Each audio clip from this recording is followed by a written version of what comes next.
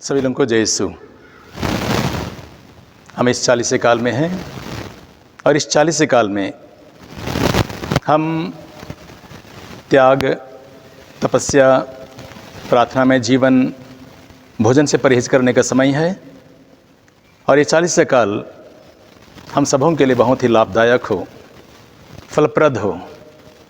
ये 40 काल हमारे लिए और हमारे परिवार के लिए उन तमाम बुराइयों को त्याग देने का अवसर है। मैं आप सबों को इस 40 काल में शुभकामनाएं देता हूँ, अपनी प्रार्थनाओं में याद करता हूँ कि प्रभु आप सबों को अपनी आशीष प्रदान करें।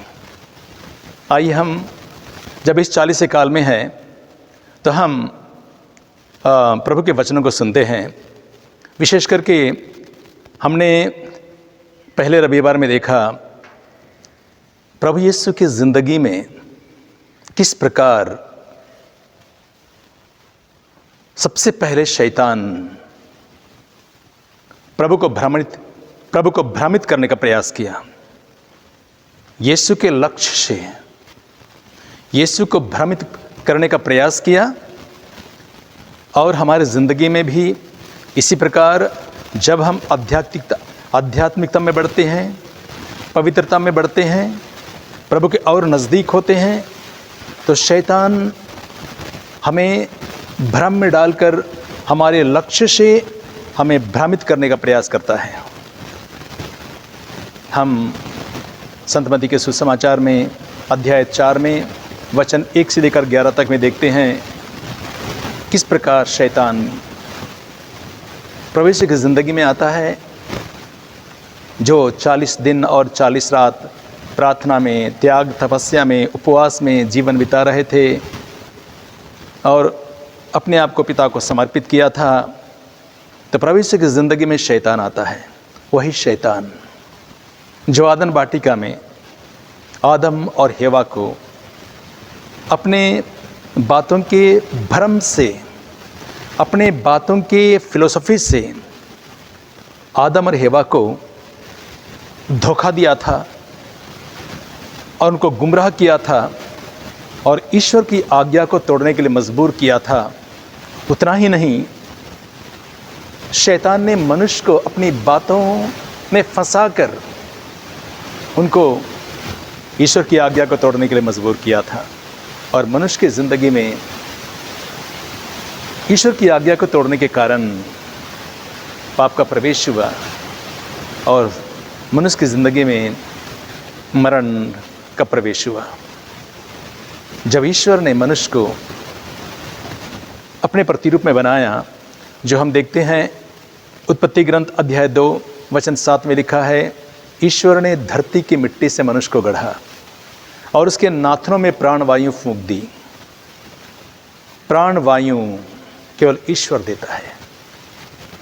प्राणवायु जीवन का स्रोत केवल ईश्वर देता है। इसलिए हमें हमारे ज़िंदगी के लिए हमें निरंतर उस परमेश्वर को धन्यवाद देने की आवश्यकता है जिसने हमारे इस शरीर में प्राणवायु डाला है। मेरे मित्रों, जब हम आदम के और हेवा के जीवनी को पढ़ेंगे तो किस प्रकार शैतान उनके जीवन में आता है। ज़रूर परमेश्वर ने मनुष्य को सृष्टि करने के बाद उनको आदन वाटिका में रखा। आदन वाटिका में रखने के बाद ईश्वर ने सुंदर सा फूल वृक्ष लगाए और उसके बाद ईश्वर ने उस आदन वाटिका में और 2 वृक्ष लगाए, जीवन का वृक्ष और भले बुरे का ज्ञान का वृक्ष। परमेश्वर ने आदम से कहा, तुम इस वाटिका की देखभाल करना, जिम्मेदारी दी और उनसे कहा, इस वाटिका के बीचों बीच 2 वृक्ष हैं, एक जीवन का वृक्ष और दूसरा भले बुरे के ज्ञान का वृक्ष। भले बुरे के ज्ञान के वृक्ष का फल मत खाना, क्योंकि जिस दिन तुम उसको खाओगे तुम अवश्य मर जाओगे। और आदम और हेवा आदम वाटिका में बड़ी शान के साथ, बड़ी खुशी के साथ जीवन व्यतीत कर रहे थे। और हम आगे देखेंगे किस प्रकार मनुष्य की जिंदगी का पतन तब शुरू होता है जब शैतान उनकी ज़िंदगी में आता है।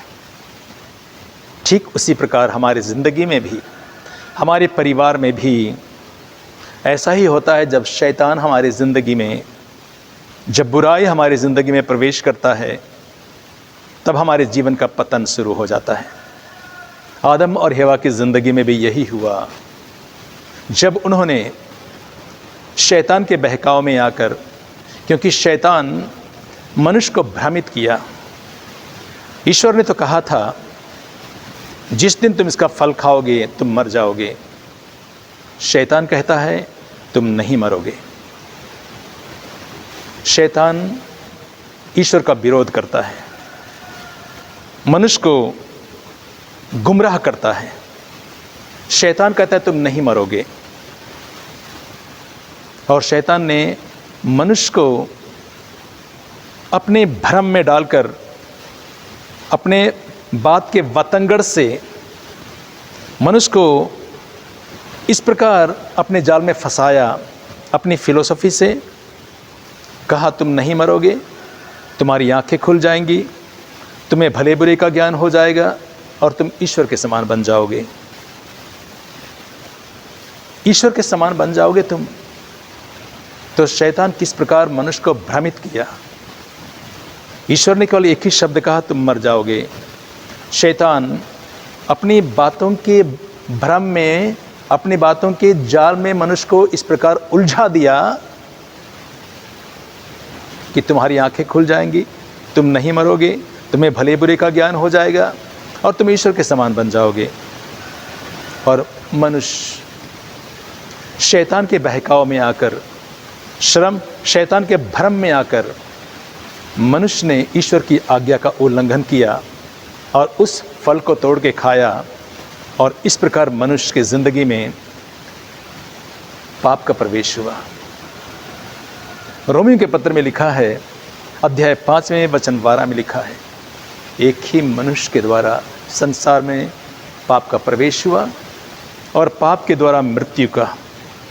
इस प्रकार मृत्यु सब मनुष्यों में फैल गई। वचन कहता है सब मनुष्यों में फैल गई। मेरे मित्रों, संत याकूब के पत्र में अध्याय 1 और पवित्र वचन 15 में लिखा है, वासना के गर्भ से पाप का जन्म होता है और पाप विकसित होकर मृत्यु को जन्म देता है। पाप बढ़ता है, पाप विकसित होता है और मृत्यु को जन्म देता है। जब हमारी ज़िंदगी में एक बार पाप का प्रवेश होता है तो पाप हमें शांति से रहने नहीं देता है। हमारी ज़िंदगी में पाप बढ़ता रहता है। हमारे ज़िंदगी में वो पाप हमें कचोटता रहता है। हमारी ज़िंदगी में वो पाप हमें, हमारे ऊपर उंगली उठाता रहता है और कई प्रकार के पाप की ओर ले जाता है, बुराई करने की ओर ले जाता है और मनुष्य को परेशान करके रखता है। इसलिए वचन में लिखा है, वासना के गर्भ से पाप का जन्म होता है और पाप विकसित होकर मृत्यु को जन्म देता है। इसलिए प्रभु यीशु इस संसार में आए। शैतान ने बड़ी चालाकी से मनुष्य को अपने भ्रम जाल में डालकर मनुष्य को पाप का भागी बनाया। और हम देखते हैं कि जब आदम और हवा, जब उन्होंने फल तोड़ के खा लिया तो उनकी आंखें ज़रूर खुल गई, लेकिन उन्हें पता चला कि वे नंगे हैं। उन्हें पता चला कि वे नंगे हैं। पाप अभी तो केवल मनुष्य को नंगा किया है, मरण तो अभी बाकी है। शैतान किस प्रकार मनुष्य को भ्रमित किया, तुम नहीं मरोगे, नहीं मरोगे बोलने वाला शैतान, देखिए मनुष्य को नंगा कर दिया। मरण आगे बाकी है। इसलिए प्रभु यीशु इस संसार में हमारी ज़िंदगी को फिर से एक नया जीवन देने के लिए आए, हमको मरने से बचाने के लिए आए। इस प्रकार संत यूहन्ना के सुसमाचार में अध्याय 3:16 में लिखा है, ईश्वर ने संसार को इतना प्यार किया हम मनुष्यों से ईश्वर ने इतना प्यार किया कि उसने अपने इकलौते पुत्र को अर्पित कर दिया, जिससे जो कोई उसमें विश्वास करे उसका सर्वनाश ना हो बल्कि अनंत जीवन प्राप्त करे। जो कोई उस ईश्वर में विश्वास करे, प्रभु यीशु में विश्वास करे, उसका सर्वनाश ना हो बल्कि अनंत जीवन प्राप्त करे। क्योंकि परमेश्वर ने कहा था तुम अवश्य मर जाओगे। उसी अनंत मरण से बचाने के लिए प्रभु यीशु संसार में आए। शैतान तो कहा तुम नहीं मरोगे, लेकिन शैतान झूठ बोलकर मनुष्य को नंगा कर दिया, मनुष्य को मरना ही होगा। क्योंकि ईश्वर का जो वचन है, जब उन्होंने मनुष्य की सृष्टि की, पूरे दुनिया को बनाया, उस सृष्टिकर्ता का वचन कभी विफल नहीं हो सकता है। जब उन्होंने कह दिया तुम मरोगे, तो मरना ही होगा मनुष्य को। शैतान कुछ भी करे, शैतान भ्रम में डाले, शैतान कहे तुम नहीं मरोगे, लेकिन मनुष्य को मरना ही पड़ेगा, क्योंकि हमारा सृष्टिकर्ता परमेश्वर है। उसी ने हमें जीवन दिया है, उसी ने हमें हमारे शरीर में प्राण वायु फूंका है, शैतान ने नहीं। Hallelujah, hallelujah, hallelujah. इसलिए प्रभु यीशु जब संसार में आए और प्रभु यीशु जब 30 साल का हो गया, तो प्रभु यीशु सबसे पहले 40 दिन और 40 रात प्रार्थना में, उपवास में, भोजन से परहेज किया, ईश्वर से जुड़े रहे। और हम जिंदगी में देखते हैं, प्रभु यीशु की जिंदगी में देखते हैं किस प्रकार शैतान प्रभु यीशु की जिंदगी में भी आता है और उसी स्टाइल में, जिस स्टाइल में शैतान ने आदम वाटिका में आदम और हेवा को भ्रमित किया था, प्रभु यीशु को भी भ्रमित करने का प्रयास किया। प्रभु यीशु से कहा यदि आप ईश्वर के पुत्र हैं तो इस पत्थर से कह दीजिए कि वह रोटी बन जाए। जो शैतान कहता है तो तुम नहीं मरोगे, जो शैतान कहता है तुम नहीं मरोगे, नहीं मरोगे कहने वाले शैतान क्यों कहता है कि पत्थर को रोटी बना के खा लो? जिंदा रहना है तो पत्थर को रोटी बना के खा लो। नहीं मरोगे कहने वाला शैतान क्यों कहता है तुम्हें जिंदा रहने के लिए पत्थर को रोटी बना के खाना पड़ेगा? यही तो कहा था शैतान, तुम नहीं मरोगे, फिर क्यों कहता है रोटी खा लो? शैतान भ्रम में डालता है, शैतान झूठ बोलता है, शैतान मनुष्य को गुमराह करता है। मेरे मित्रों, प्रभु यीशु ने शैतान के भ्रम को अच्छी तरह से जाना, शैतान के हर चाल को विफल कर दिया। प्रभु यीशु ने कहा ईश्वर की आज्ञा यह है, मनुष्य केवल रोटी से नहीं जीता है, ईश्वर के मुख से निकलने वाले हर एक वचन से जीता है। प्रभु यीशु ने बता दिया एक एक वचन से मनुष्य जिंदा रहता है, क्योंकि मनुष्य की सृष्टि वचन से ही हुई है। ईश्वर ने प्राण वायु फूंका, मनुष्य एक जीवित प्राणी बन गया। प्राण वायु फूंका और मनुष्य एक जीवित प्राणी बन गया। तो प्राण वायु देने वाले परमेश्वर की एक एक वचन से मनुष्य जिंदा रहता है। Hallelujah, hallelujah. इसलिए प्रभु यीशु ने कहा कि मनुष्य केवल रोटी से नहीं जीता, बल्कि ईश्वर के मुख से निकलने वाले हर एक वचन से जीता है। आदम वाटिका में शैतान ने आदम और हेवा को ईश्वर की आज्ञा को तोड़ने के लिए मजबूर किया था, ईश्वर की आज्ञा को तोड़ने के लिए मजबूर किया था। इसलिए प्रभु यीशु धर्म ग्रंथ में कहता है ईश्वर की आज्ञा यह है, ईश्वर की आज्ञा यह है। लिखा है, ईश्वर की आज्ञा में लिखा है मनुष्य केवल रोटी से नहीं जीता है, ईश्वर के मुख से निकलने वाले हर एक वचन से जीता है। Hallelujah, hallelujah. शैतान के उसी स्टाइल में प्रभु यीशु ने शैतान को जवाब दिया, शैतान के उसी स्टाइल में प्रभु यीशु ने शैतान को जवाब दिया। इसके बाद शैतान तुरंत प्रभु यीशु को मंदिर के शिखर पर खड़ा कर दिया और शैतान भी बड़ी चालाकी से प्रभु यीशु को उसी स्टाइल में सवाल खड़ा किया। और शैतान यह कहता है कि ईश्वर की आज्ञा यह है, शैतान भी कहता है ईश्वर की आज्ञा यह है, आप यहाँ से नीचे कूद जाइए, क्योंकि प्रभु यीशु मंदिर के शिखर पर खड़ा था। यहाँ से नीचे कूद जाइए, क्योंकि आपके विषय में धर्म ग्रंथ, ईश्वर की आज्ञा यह है कि ईश्वर अपने दूतों को आदेश देगा कि कहीं तुम्हारे पैरों को पत्थर से चोट ना लगे। शैतान बड़ी धूर्तता के साथ प्रभु यीशु के सामने ये सवाल रखा, उसी स्टाइल में जिस स्टाइल में प्रभु यीशु ने शैतान को जवाब दिया था। देखिए शैतान कितना धूर्त होता है, मनुष्य को उसकी पवित्रता से भटकाता है, हमारी आध्यात्मिकता से गुमराह करता है, हमारे जीवन के लक्ष्य से हमें भटका देता है। मेरे मित्रों, प्रभु यीशु किस प्रकार शैतान को जवाब देता है सुनिएगा। क्योंकि जब शैतान ने कहा या ईश्वर की आज्ञा है यहाँ से नीचे कूद जाइए, तो इसका मतलब ईश्वर की आज्ञा का पालन करना होगा। ये तो ईश्वर की आज्ञा है, नीचे कूद जाइए। और यदि प्रभु यीशु यहाँ से नीचे कूदता है तो शैतान की बातों को मानता है, और यदि प्रभु यीशु नीचे नहीं कूदता है तो शैतान कहेगा तुमने ईश्वर की आज्ञा का पालन नहीं किया। अगर हम कूदते हैं तब भी हम खतरे में हैं, नहीं कूदते हैं फिर भी हम फंदे में उलझ जाते हैं।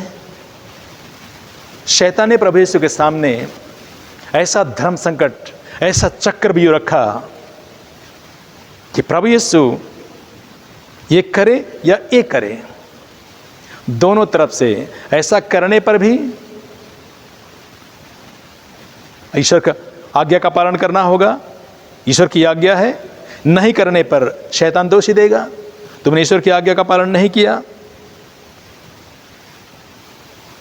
मेरे प्रिय भाई और बहनों, हम आगे देखेंगे प्रभु यीशु ने किस प्रकार शैतान को जवाब दिया।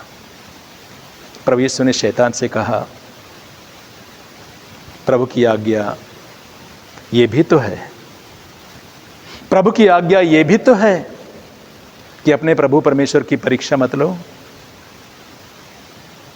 हम और आप कौन होते हैं? उस परमेश्वर की परीक्षा लेने वाले। परमेश्वर की परीक्षा मत लो।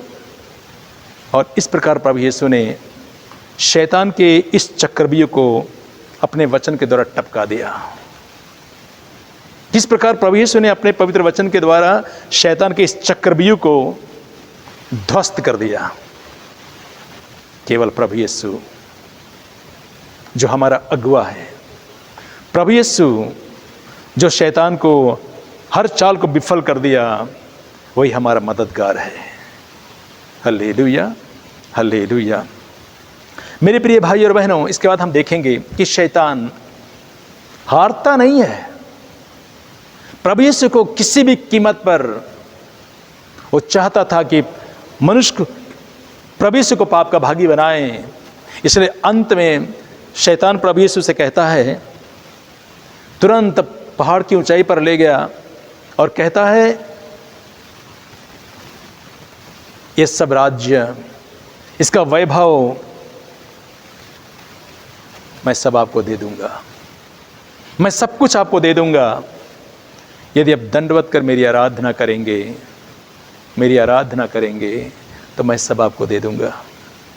शैतान यही चाहता है कि उसकी भी आराधना हो, उसकी महिमा हो, उसकी स्तुति हो। शैतान यही चाहता है। इसीलिए प्रभु यीशु शैतान से उन्होंने कहा, हट जा शैतान। ये लिखा है, ईश्वर की आज्ञा में लिखा है, केवल अपने ईश्वर की आराधना करना और केवल उसी की सेवा करना, केवल अपने ईश्वर की आराधना करना और उसी की सेवा करना। किसी की अन्य किसी की सेवा करने की, आराधना करने की आवश्यकता नहीं है। हम पवित्र बाइबल में देखेंगे संत यूहन्ना के सुसमाचार में अध्याय 2 में, संत यूहन्ना का पहला पत्र अध्याय 2 में और पवित्र वचन 15 और 16 में लिखा है। पवित्र वचन हमें बताती है कि तुम ना तो संसार को प्यार करो और न संसार की वस्तुओं को। जो संसार को प्यार करता है उसमें पिता का प्रेम नहीं, क्योंकि संसार में शरीर की वासना, आंखों का लोभ और धन संपत्ति का घमंड है, जो पिता से नहीं बल्कि संसार से आता है। इसलिए शैतान ने कहा, ये नाम, ये यश, ये शोहरत, ये बुलंदी, ये शरीर की वासना, ये आंखों का लोभ, ये धन संपत्ति का घमंड, ये सब कुछ मैं तुम्हें दे दूंगा। लोग तुम्हारी तारीफ करेंगे, लोग तुम्हारी आराधना करेंगे, लोग तुम्हें अपने हाथों पे उठा लेंगे, बस तुम मेरी आराधना करो। देखिए शैतान किस प्रकार प्रभु यीशु को, मनुष्य को गुमराह करने का प्रयत्न करता है, भ्रम में डालने का प्रयत्न करता है, हमारे लक्ष्य से हम लोग को हटाने का प्रयत्न करता है। मेरे प्रिय भाई और बहनों, इसलिए 40 काल है।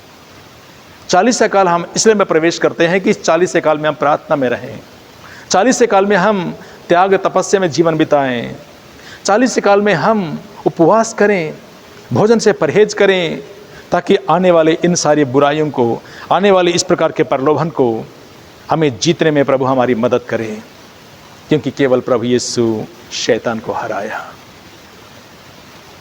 नहीं तो आज की दुनिया में हम देखते हैं लोग नाम और यश और शोहरत पाने के लिए लोग आज पैसों की पूजा करते हैं, उसकी आरती उतारी जाती है। नाम, यश, शरीर की वासना, आंखों का लोभ, धन संपत्ति का घमंड, देखिए इन सब की तो आज पूजा होती है, इसकी आराधना की जाती है, इसकी पूजा आराधना होती है। किस प्रकार शैतान मनुष्य को गुमराह करता है, भ्रमित करता है, एक परमेश्वर की आराधना करने की बदौलत उसकी आराधना करना हमें करने की आवश्यकता है, और हम किस प्रकार उसके द्वारा जो प्रभु नहीं है हम उस पर अपना ध्यान लगाते हैं, उसकी स्तुति करते हैं, उसकी आराधना करते हैं, उसकी महिमा करते हैं। प्रभु यीशु ने कहा, हट जा शैतान, केवल ईश्वर की आराधना होगी और किसी की आराधना नहीं होगी। Hallelujah, hallelujah, hallelujah. मेरे प्रिय भाई और बहनों, जब हम इस 40 काल में हैं, हम और आप ठीक उसी प्रकार जीवन में आने वाले बुराइयों का सामना करते हैं, जीवन में आने वाले उस प्रकार के प्रलोभन का सामना करते हैं। हमारे अंदर भी बहुत सारी दुर्बलताएं हैं। इन सारी दुर्बलताओं को जीतने के लिए हम इस 40 काल में प्रवेश करते हैं। जो प्रभु यीशु शैतान को हराया, जो प्रभु यीशु हर प्रकार के प्रलोभन और परीक्षा को हराया, क्योंकि पवित्र वचन में लिखा है, संत यूहन्ना के सुसमाचार में अध्याय 16 में पवित्र वचन 32 और 33 में लिखा है, प्रभु कहता है, प्रभु यीशु कहते वह समय आ रहा है, आ ही गया है, जब तुम सबके सब तितर बितर हो जाओगे और अपना अपना रास्ता लेकर मुझे अकेला छोड़ दोगे। फिर भी मैं अकेला नहीं, मेरा पिता मेरे साथ है। हमारी ज़िंदगी की इस जीवन यात्रा में, इस 40 काल में जब हम त्याग में, प्रार्थना में, उपवास में रहेंगे, तो हमें भी कभी कभी लगेगा कि हम अकेले हैं। आप अकेले नहीं हैं, ईश्वर आपके साथ खड़ा है। इसलिए प्रभु यीशु ने शिष्यों से कहा, मैंने तुम्हें इन सब बातों को इसलिए बताया कि तुम मुझ में शांति प्राप्त कर सको। तुम्हें संसार में क्लेश सहना पड़ेगा, किंतु याद रखो, मैंने संसार पर विजयी पाई है। केवल प्रभु यीशु संसार पर विजयी पाई है। उन सारे प्रलोभन को, उन सारे वासना को, उन सारे धन संपत्ति को, उन सारे नाम, यश, शोहरत को प्रभु यीशु ने त्याग दिया।